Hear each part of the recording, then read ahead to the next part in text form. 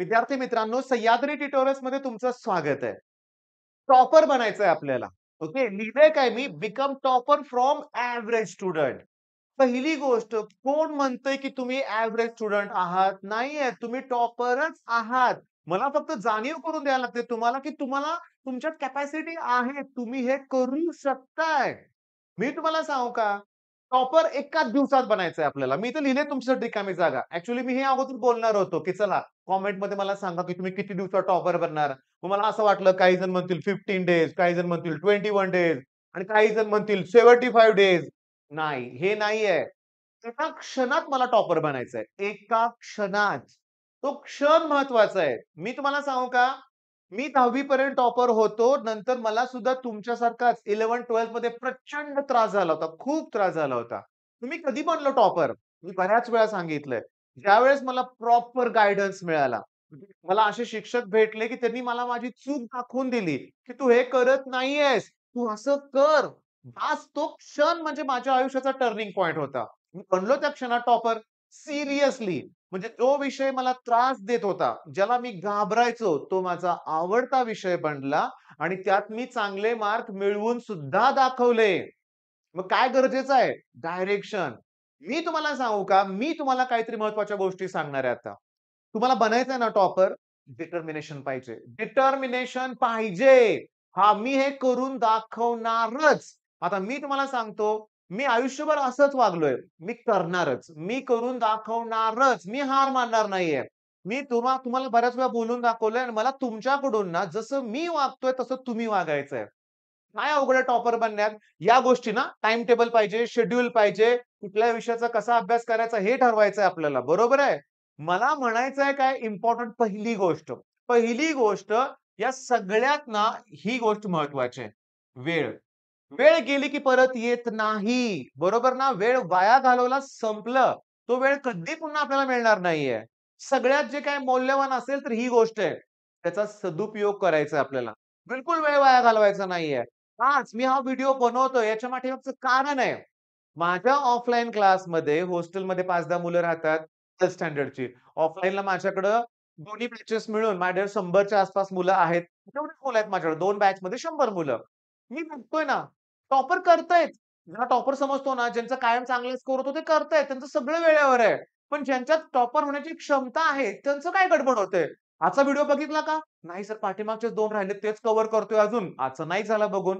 मग तो जो राग आला ना मला त्यातून मी त्यांना थोडं मोटिव्हेट केलं. चिडलो त्यांच्यावर मी. तेव्हा माझ्या लगेच लक्षात आलं, की तुमच्यासाठी पण व्हिडिओ बनवणं गरजेचं आहे.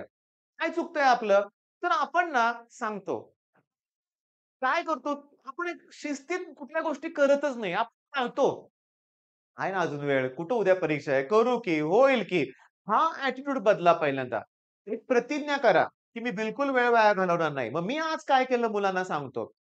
ड्युएल नेचरचा 45 मिनिटाचा व्हिडिओ बघायचा होता. ओके. 7:00-7:30 लाच काही मुलं आले होते. मी त्यांना हे मी ओरडायच्या अगोदर त्या मुलांशी बोललो होतो. ते पण मुलं काय करत होते, "व्हिडिओ बघितलाय का?" "नाही." मग काय करत होते? "मी होमवर्क करतोय, मी हे करतोय." म्हणजे मेन काम राहिलं पहिला बाजूला. मग मी त्यांना काय पहिला व्हिडिओ बघायला लावला. बॅच सुरू व्हायच्या अगोदरच मुलांचा व्हिडिओ कंप्लीट झाला. 2 तासाचा जेवायचा ब्रेक होता. मी त्यांना दाखवलं 15 मिनिटाचं तुमचं जेवण होतंय, 45 मिनिटं आहेत त्यात तुमचा निम्म्यापेक्षा जास्त व्हिडिओ बघून होतोय.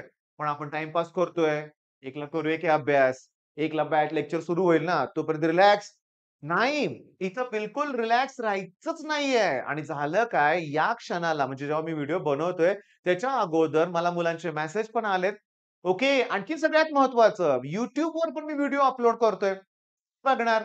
मी मुलांना ते प्रूव्ह करून दाखवलं, की 8-9 मिनिटाचे आपले व्हिडिओ आहे. त्यात मी आय-एम-पी क्वेशन देतोय. भलेही वाटल्यास 1.25 च्या स्पीडनं बघा. पण परीक्षेत काय येतंय हे तर कळेल ना तुम्हाला. म्हणजे पहिली गोष्ट, पहिला नियम, की वेळ वाया घालवू नका. माझा व्हिडिओ ना 8 मिनिटाचा आहे. 9-10 मिनिटाची व्हिडिओ आहेत. ज्यात मी आय-एम-पी क्वेशन दिलेत. 10 मिनिटं मित्रांच्यावर फालतू गप्पा मारण्यापेक्षा, ते बिनकामाचं इकडं-तिकडं फिरत बसण्यापेक्षा 10 मिनिटं त्या व्हिडिओला दिली तर आय-एम-पी क्वेशन कळल्यानंतर अभ्यासाला सुरुवात होईल ना. एक आय-एम-पी क्वेशनचा व्हिडिओ प्रोव्हाईड केला मी. आयोनिक बघितला नसेल तर बघा. चॅनलवर सर्च करा. 1-2 दिवसापूर्वी आज म्हणजे आजच अपलोड केलं 1-2 दिवसापूर्वी कुठं. मेन पॉइंट काय, की त्या व्हिडिओमध्ये मी प्रूव्ह करून दाखवलंय pH plus pY equals to 14 दरवर्षी प्रश्न आलाय. मग त्या टॉपिकमध्ये पहिला तोच प्रश्न करायचा. म्हणजे तुम्हाला ना एक तर टाईम मॅनेजमेंट जमली पाहिजे. आय-एम-पी क्वेशनसाठी मी आहे ना, ते तुम्ही करा. पण एक ना म्हणतो ना आपण स्वतःशी स्पर्धा करा. स्वतःशी स्पर्धा करा. तुम्हाला स्वतःत कायम इम्प्रूव्हमेंट करत राहायची आहे. म्हणजे आता मी तुम्हाला सांगतो, की पहिली गोष्ट म्हणजे तुमचं जे काही क्रॅश कोर्स असेल किंवा जो तुम्हाला ऑनलाईन कंटेंट जो कोर्स कुठलाही कोर्स तुम्ही घेतला असेल, पहिलं टार्गेट आता ठेवा या 10, 15, 20 दिवसातलं काय, की आता बॅकलॉग बिलकुल इथून पुढे राहणार नाहीये. पहिल्यांदा जो रेग्युलर व्हिडिओ अपलोड होतात ते बघायचे तुम्ही आणि त्याचबरोबर पाठीमागचा बॅकलॉगचा एक-एक व्हिडिओ कव्हर करत राहायचा. माझ्या संघर्ष बॅचमध्ये, क्रॅश कोर्समध्ये, ड्रॉपर टू टॉपरमध्ये रोज ॲडमिशन्स होतायत. त्या मुलांना मी तेच एक्सप्लेन करतोय. काय एक्सप्लेन करतोय? पॅनिक मोडमध्ये जायचं नाही.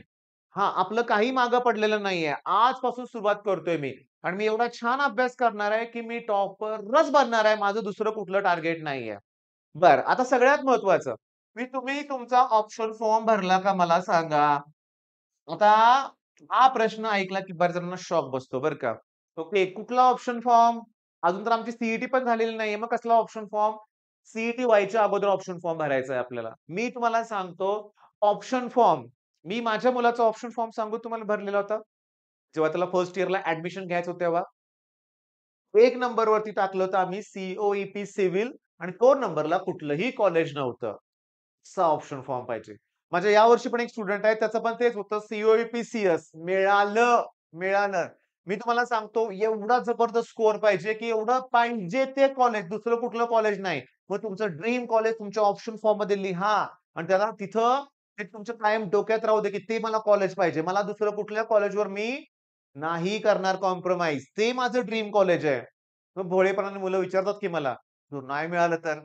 अरे टार्गेटच आपलं एवढं मोठं जर असेल, की तेच मला कॉलेज पाहिजे असेल, काय आहे ना तुम्ही अभ्यास केला, तर ठीक आहे नाही मिळालं, पी-आय-सी-टी तर मिळेलच रे, पण आत्ताच तो विचार करायचा नाहीये.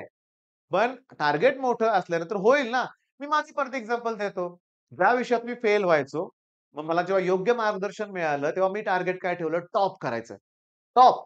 इंजिनिअरिंगला मी पहिला ना काय करायचो, पासिंगसाठी अभ्यास करायचो. पहिल्या 2 सेमेस्टरमध्ये, पहिल्या 2-3 सेमेस्टरमध्ये. 40ला पास आहे ना, 50 मार्काचा अभ्यास कसा तरी उरकायचा. नाही, नाही. पुन्हा मी टॉप येण्यासाठी प्रयत्न केले. फायदा असा झाला, ठीक आहे, नाही टॉपर आलो, पण फेल तर झालो नाही कुठल्या बॅक तर लागला नाही ना कुठल्या सब्जेक्टमध्ये. कळालं का फायदा? ऑप्शन फॉर्म तयार करा. दुसरी महत्वाची गोष्ट म्हणजे तुमचे कोर्स तुम्ही सगळं व्यवस्थित करायचंय आणि सगळ्यात महत्वाचं रे बाळांनो टेस्ट. मी तुम्हाला सांगतो तुमच्या सगळ्यांचे पी-डब्ल्यूचे एक फेव्हरेट सर आहेत, राजवंत सर. मी एकदा बोललोय, पुन्हा बोलतो. त्यांचा एक व्हिडिओ बघितला मी. त्या व्हिडिओ ते हिंदीमध्ये काय सांगत होते, की फेफड़े फूल जाते हैं बच्चों को बताते हुए, की टेस्ट दो, टेस्ट दो, टेस्ट दो. टेस्ट देतच नाहीत मुलं. मी तुम्हाला सांगतो या रविवारी आपल्या क्रॅश कोर्सवरती मॅट्रिक्सची टेस्ट आहे. ओके. चला मी तुमच्यासाठी मॅट्रिक्सचे व्हिडिओ मी फ्री कंटेंटमध्ये देऊन टाकतो. मॅट्रिक्सचे व्हिडिओ मी तुम्हाला फ्री कंटेंटमध्ये देतोय. तुम्ही बघा. शॉर्टकट्स त्यात मी किती घेतलं ते बघा. त्याच्यानंतर तुम्ही त्यातले पी-वाय-क्यू सॉल्व्ह करा. रविवारी टेस्ट द्या. अरे, टेस्ट दिल्याशिवाय रिझल्ट मिळणारच नाहीये. तुमच्या ऑफलाईन क्लासमध्ये, कॉलेजमध्ये, आपल्या कोर्सेसमध्ये टेस्ट आहेत भरपूर. का देत नाहीये तुम्ही टेस्ट? कसली वाट बघताय? मला माहित आहे, सर अजून अभ्यास झाला नाही. अजून अभ्यास होऊ दे. अभ्यास झाल्यावर टेस्ट देतो. नाही चालणार. नाही चालणार. माझ्या 5 वर्षाच्या अनुभवातून सांगतो. मला 23 वर्षाचा अनुभव आहे. पण या ऑनलाईन 5 वर्षाचा आहे. ज्या मुलांनी रेग्युलर टेस्ट दिल्या, त्यांचाच परफॉर्मन्स चांगला आहे. आहे. आणि जे टेस्टला घाबरलेत ना आणि ज्यांनी फसवणूक केली ते तर फ्लॉपच ठरलेत. म्हणजे काय, की चुकीच्या म्हणजे Google इकडं-तिकडं करून पेपर लिहायचा ऑनलाईन. कोण बघायला घरी, आहे की नाही? मग त्यात तुमची फसवणूक होते. ते बिलकुल नको आहे. प्रामाणिकपणे टेस्ट पाहिजे. ओके. बरं आता ह्यात अडथळा कुठे येतोय? मी तुम्हाला सांगतो. तुम्हाला डिमोटिव्हेट कोण करतोय? फिजिक्स करतोय ना? बिलकुल फिजिक्सला घाबरायचं नाही. बिलकुल घाबरायचं नाहीये. मी तुम्हाला सांगतो, माझी 11वी बॅच ना जबरदस्त आहेत. माझं ऐकतात सगळी मुलं. मी त्यांना पिरियॉडिक टेबल, ग्रुप 1-2 एलिमेंट हे 2 टॉपिक लास्ट वीकमध्ये शिकवलेत बरं का. मी ना त्यांना ना म्हटलं, की मी नाही चांगलं आहे ना तुम्हाला शिकवणार. म्हणजे मेथड नाही. ज्या मेथडला बेस्ट मेथड समजली जाते ना, ती नकोच म्हणलं. मग मी त्यांना कसं शिकवलं माहिती का? चला आपण वाचूया हे पुस्तक म्हणलं. आणि वाचता-वाचता मी त्यांना असे पॉइंट शोधायला लावले. त्यात एक पॉइंट होता, की न्यूक्लिअर रिएक्टरमध्ये बेरिलियम हा मॉडरेटर म्हणून यूज होतो. मग मी त्यांना आठवण करून दिली, की 10वी ला सुद्धा सायन्स 2 मध्ये ना होतं हे. म्हटलं, "हां, सर न्यूक्लिअर होतं पॉवर प्लॅंट." मग त्यात मी त्यांना आठवण करून दिली. मग त्यांना सांगितलं, की जर रिएक्शन कंट्रोल नाही केले, ओके, मॉडरेट नाही केल्या तर स्फोट होईल ना. मग मॉडरेटर म्हणून कोण येत होतं? बेरिलियम. लगेच मी त्यांना पुस्तकात एक पॉइंट शोधून दाखवला, डायगोनल रिलेशनशिप. मग या बेरिलियमची डायगोनल रिलेशनशिप अॅल्युमिनियमशी आहे. नंतर मी त्यांना त्या पुस्तकात अजून एक पॉइंट दाखवला, की बेरिलियम तर ग्रुप 2 मध्ये आहे ना, बेटा मागे कार स्कूटर. मग एक लाईन होती त्यात, की बेरिलियम वॉटर बरोबर रिएक्टच होत नाहीये. नंतर मी त्यांना ना असे पॉइंट दाखवत गेलो. बघा हे पुस्तकात हे दिलंय, ते दिलंय आणि मग उघडलं आम्ही ब्रह्मास्त्र. आपल्या दिनेश सरांचं पुस्तक आहे. फिजिक्स ज्ञान मुकेश नायक, सोबिन सर यांनी मिळून ते पुस्तक तयार केलंय. दी बेस्ट पुस्तक आहे. मग त्यात आम्हाला ते प्रश्न सापडले एम-सी-क्यूज. जो आनंद झाला होता ना, अरे तेच प्रश्न आहेत. सोपे प्रश्न येतायत परीक्षेत. अरे वाह! इतकं सोपं सी-ई-टी देतंय. लक्षात राहिलं. मग तेच जर मी त्यांना म्हटलं असतं, नुसतंच वाचा ग्रुप 1 टू एलिमेंट. पहिल्या लाईन पासून इंट्रोडक्शन वाचून काढलं असतं. नाही, मग एम-सी-क्यू आल्यावर गोंधळ होतो. मग आता पुन्हा काय केलं मी, ते तसं आमचं डिस्कशन झालं. नेक्स्ट डेला पुन्हा प्रश्न विचारले. आलं त्यांच्या लक्षात आलं. इव्हन त्यांना विचारलं ना, की ग्रुप 1 एलिमेंट अमोनियाच्या सोल्युशन बरोबर रिएक्ट झालं, की जो किंवा ग्रुप 1 एलिमेंट अमोनिया त्यांची रिएक्शन झाली, तर सोल्युशनचा कलर डीप ब्लू शोधा पुस्तकात सापडेल आणि ग्रुप 2 असेल तर deep blue, black. Caesium photo सेलमध्ये यूज करतात. 12वीला ड्युअल नेचरमध्ये पण तेच दिलंय. ग्रुप 1 टू एलिमेंट पुस्तकात एम-सी-क्यू पण आहे 12वीच्या पुस्तकात. अभ्यासाची मेथड बदला. आनंदित आनंदित, तणावात नकोय. मी हे करू का, ते करू का, हे येईल का? अरे बापरे! इतकं अवघड आहे. अरे अवघड काही नाहीये. तुम्हाला सांगतो trigonometric function 10 lecture 10 mark fix होणार तुमचे. बघा ना आपल्या YouTube चॅनलवर व्हिडिओ आहे ट्रिग्नोमेट्रिक फंक्शनचे 10. प्रिन्सिपल सोल्युशन, जनरल सोल्युशन हे सगळं त्यात कव्हर केलंय आपण. Sine rule, cosine rule, half angle फॉर्म्युले छान आपण घेतलंय. डेरिव्हेटिव्ह, ॲप्लिकेशन ऑफ डेरिव्हेटिव्ह मी तुम्हाला सांगतो, तुम्ही जर ॲप्लिकेशन ऑफ डेरिव्हेटिव्ह तर 6 प्रश्नांची तयारी होणार सी वेक्टर 7 प्रश्न. वेक्टरनी एवढी 12 ते 15 प्रश्न, 10 ते 12 प्रश्न या 2 टॉपिकवर सी-ई-टीत येतात. का सोडायचे असे टॉपिक? वेक्टर अवघड आहे का? बिलकुल अवघड नाहीये. म्हणजे मला सांगा, आता तुम्हाला बनलोय तर टॉपर, मला फक्त आता हे शेड्यूल फॉलो करायचंय आणि यासाठी मी तुमच्या बरोबर आहे.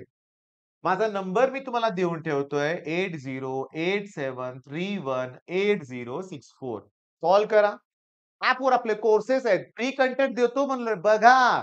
सगळंच फ्री कंटेंट देणार नाही. तुम्हाला कोर्स पर्चेस पण करायचंच आहे लक्षात घ्या. आणि एक लक्षात घ्या, माझ्याकडे जे काही ड्रॉपर होते किंवा रेग्युलर काही स्टुडंट होते ना, मी बऱ्याच वेळा बोललोय, की तुम्ही YouTubeवरचे 3 बेस्ट कोर्सेस कुणाचेही घेतले, तरी त्याची कॉस्टिंग 10,000 च्या आतच जाते. आता मी तुम्हाला सांगू का? मग इथं काय होतोय मुद्दा, की तुम्ही अभ्यास करत नसेल, तर मग पालक तुम्हाला कसे कोर्स घेऊन देणार? तुम्ही सुरुवात तर करा ना. तुम्ही त्यांना अभ्यास करून दाखवा. मी तुम्हाला सांगू का? माझे ॲडमिशन असेच होत आहेत मुलं अभ्यासाला. सुरुवात करतायत त्यांना माझं शिकवलेलं आवडतंय आणि मग ते कोर्स पर्चेस करतात. मी कोर्स पर्चेस करायच्या अगोदर पण त्यांना म्हणतोय, फ्री कंटेंट बघा, फ्री टेस्ट आहे ती द्या आणि डाउट्स काय असतील तर विचारा. ओके, मग आपल्याला टॉपर बनायचंय. आत्तापासून या क्षणापासून टॉपर बनायचंय आपल्याला. ठीक आहे मग ऑल द बेस्ट.